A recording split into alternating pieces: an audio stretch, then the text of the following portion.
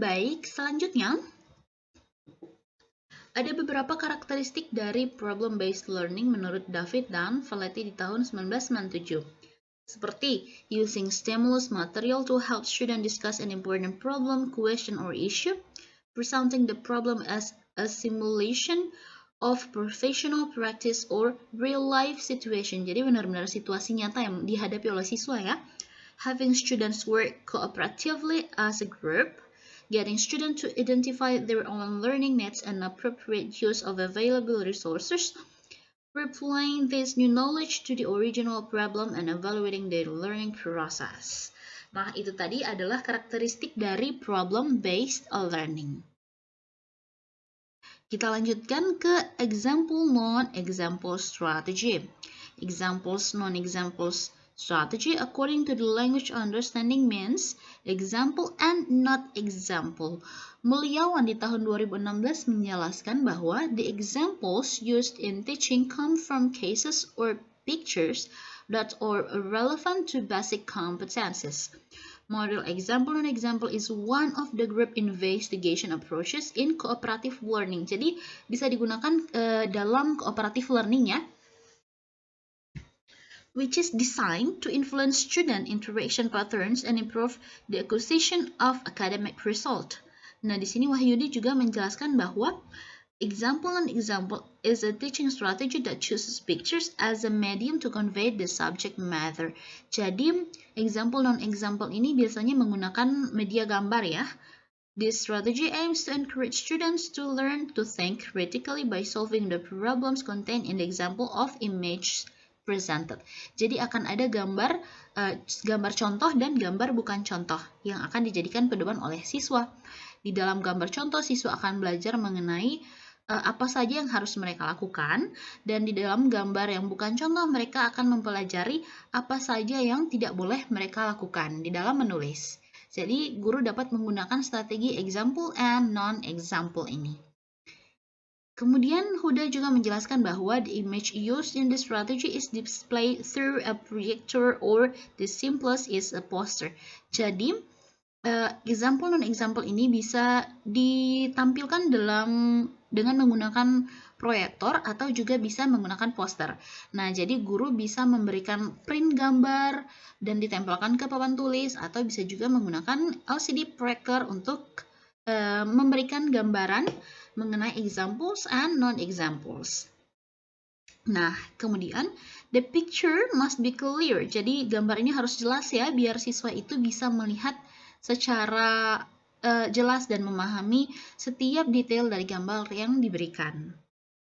Kemudian Hamdayana menjelaskan juga bahwa non-example teaching model is a cooperative learning where students learn in small group consists of 2 to 3 people in one group, so that each member is responsible for each mastery of the components assigned as well as possible, thus causing the growth of a sense of happy and teaching and learning process, and can make students more enthusiastic during the teaching process because they can see firsthand. In the social system, the teacher always observed everything that each group does so that activities run smoothly. Jadi, aktivitas belajar mengajar itu bisa berjalan secara perlahan gitu. In this model, the teacher does not explain much about the material. Jadi, guru itu tidak harus menjelaskan lebih atau menjelaskan panjang lebar mengenai materi yang akan diajarkan. Guru only prepares material in the form of picture to facilitate the children or the students in discussing a material and is carried out in groups. Jadi guru itu hanya perlu memfasilitasi siswa dengan gambar-gambar.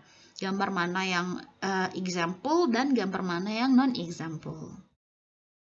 Sehingga lebih mudah bagi guru untuk menyediakan materi ajar atau media ajar di dalam belajar menulis siswa. Kemudian kita pindah ke strategi berikutnya, ada games. Games ini biasa digunakan untuk yang menyangkut mengenai kompetisi, participation, practice, and feedback into learning experience as motivation and opportunity to apply principles. Sini ini bisa menjadi sebuah motivasi bagi siswa untuk bersaing, untuk berpartisipasi, ikut serta di dalam permainan sehingga lebih menarik bagi siswa dalam belajar.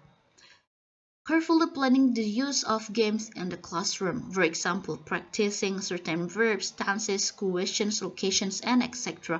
Add some fun to the classroom. Jadi, kita akan menyelipkan some education atau menyelipkan beberapa topik, misalnya kata kerja, tenses, pertanyaan, lokasi, dan lain-lain mengenai cara menulis bahasa Inggris yang baik dan benar, tetapi juga harus menyelipkan beberapa kesenangan di dalam ruang kelas tersebut melalui games atau permainan.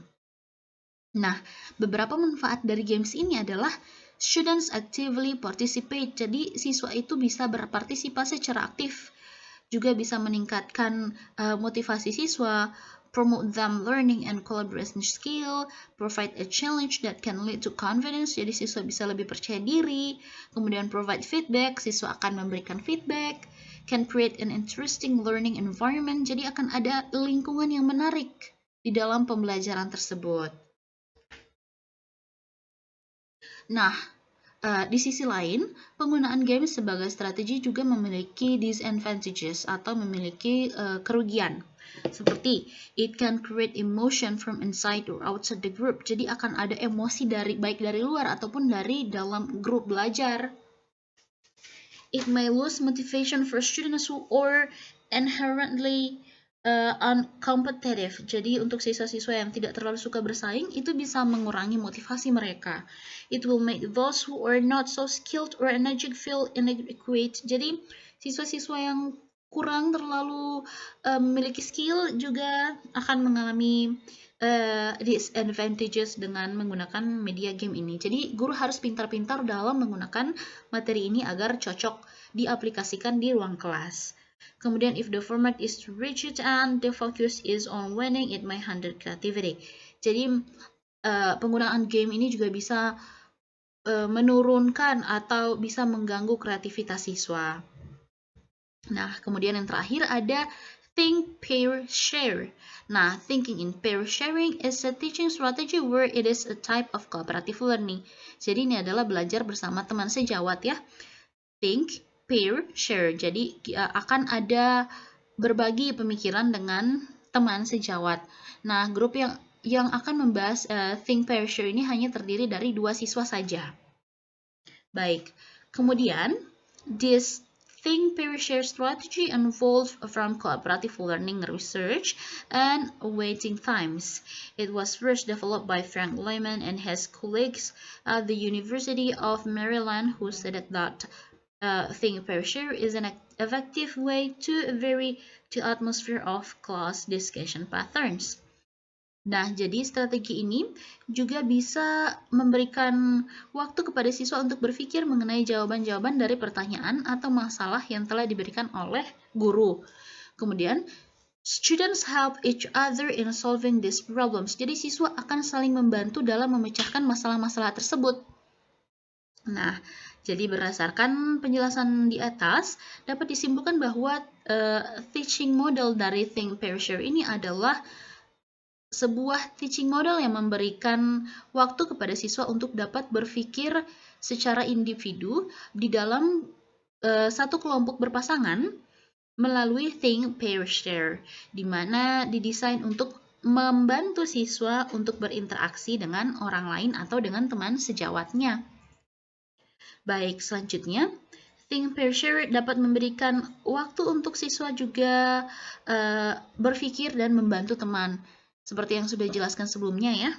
Kemudian, teacher dapat mengestimate that only completing a short presentation or students reading assignments or situation that become question marks. Jadi di sini guru juga dapat mempertimbangkan mengenai pengalaman yang telah dimiliki siswa, karena siswa kan mengalami yang namanya saling berbagi dengan teman-temannya ya. Jadi guru juga dapat menghemat waktu, guru dapat lebih mengembangkan critical thinking siswa-siswa tersebut. Jadi itu tadi strategi-strategi dalam menulis yang dapat diaplikasikan oleh guru-guru. Semoga bermanfaat dan dapat dikembangkan lagi. Assalamualaikum warahmatullahi wabarakatuh.